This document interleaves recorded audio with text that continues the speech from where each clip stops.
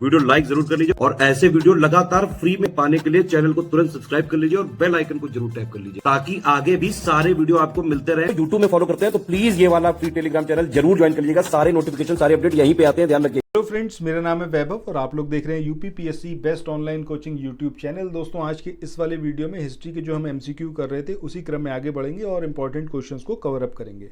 आपको सिर्फ इतना करना है कि जो क्वेश्चंस अगर मैं आपसे पूछता हूँ पूरे वीडियो में, उन क्वेश्चंस के आंसर जरूर करिएगा। और वीडियो में आगे बढ़ने से पहले सबसे पहला काम करिए कि चैनल को सब्सक्राइब करिए और इस वाले वीडियो को शेयर ज़रूर करिएगा ताकि आपकी साथी जो है वो भी पार्टिसिपेट कर पाएँ इन 3000 क्वेश्चन की हमारी श्रृंखला में। चलो शुरू करते हैं। पहला क्वेश्चन यहाँ पर है कि जो यहाँ है वह अन्यत्र भी है, जो यहाँ नहीं है वह कहीं नहीं है। ये जो है वो निम्न में से किस ग्रंथ से लिया गया है? ये रामायण से, महाभारत से, गीता से या फिर राजतरंगिणी? तो सही आंसर क्या आएगा हमारा? ऑप्शन बी, यानी कि महाभारत से इस बात को लिया गया है, इस कथन को, कि जो यहाँ है वह अन्यत्र भी है, जो यहाँ नहीं है वो कहीं नहीं है। ठीक है, चलो नेक्स्ट क्वेश्चन पे चलते हैं।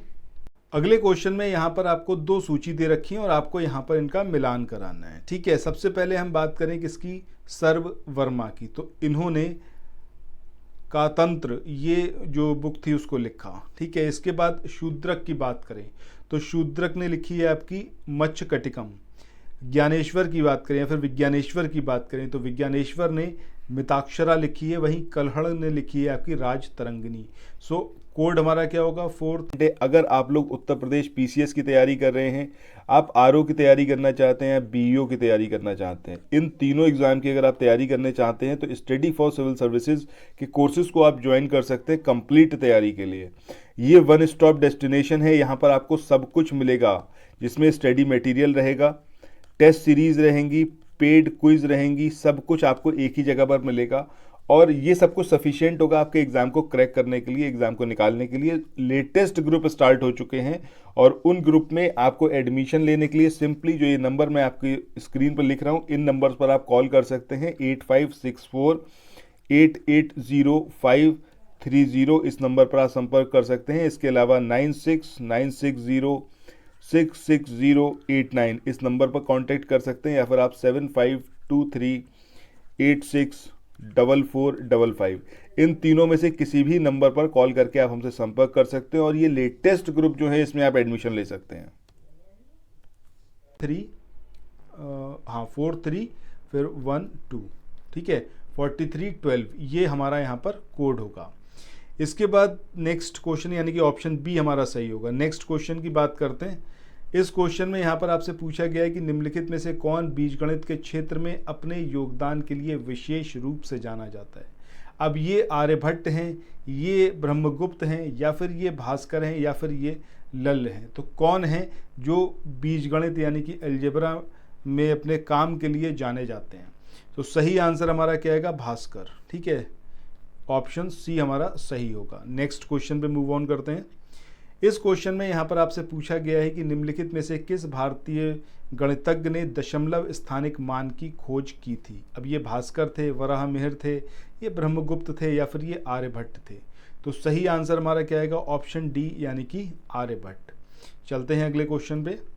अगले क्वेश्चन में यहाँ पर आपसे पूछा गया है कि मत विलास प्रहसन इसके लेखक कौन थे? अब ये गौतमीपुत्र शातकर्णी थे, ये महाक्षत्रप रुद्रदामन थे, ये महेंद्र वर्मन थे, या फिर ये पुलकेशन सेकंड? तो सही आंसर ऑप्शन सी यानी कि महेंद्र वर्मन। इसके बाद नेक्स्ट क्वेश्चन की बात करते हैं। मनुस्मृति ये बहुत चर्चा में भी रहती है, ये मुख्यतः किससे संबंधित है? ये समाज व्यवस्था से संबंधित है, या फिर ये कानून से संबंधित है, अर्थशास्त्र से, या फिर ये राजकार्य पद्धति से? तो सही आंसर ऑप्शन ए आएगा, यानी कि समाज व्यवस्था से रिलेटेड है मनुस्मृति। चलते हैं अगले क्वेश्चन की तरफ।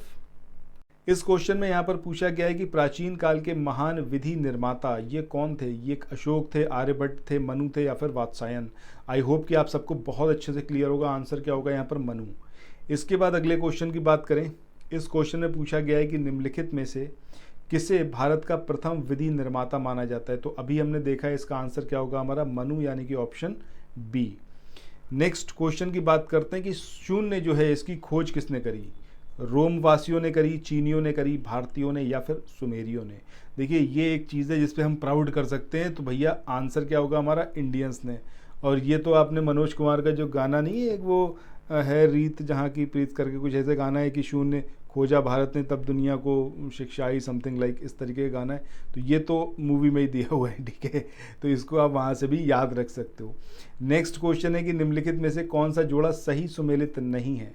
अब कौन सा है जो कि सही सुमेलित नहीं है, आपको ये बताना है। सबसे पहले है आपका लाइफ ऑफ हिंसोंग, ये हुई ली ने लिखी।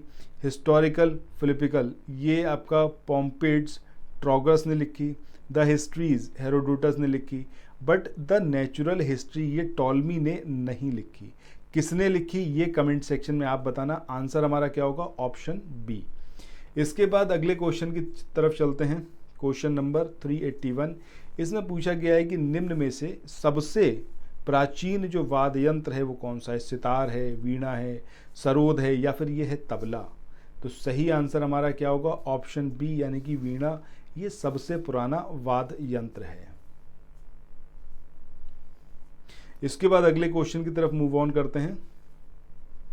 इस क्वेश्चन में यहाँ पर आपसे पूछा गया है कि निम्न में से कौन सा शासक जो था वो पृथ्वीराज चौहान के नाम से प्रसिद्ध था। अब ये पृथ्वीराज 1 थे, सेकंड थे, थर्ड थे, या फिर उपर्युक्त में से कोई नहीं। तो सही आंसर क्या है, पृथ्वीराज तृतीय। इन्हीं को हम जानते हैं पृथ्वीराज चौहान के नाम से।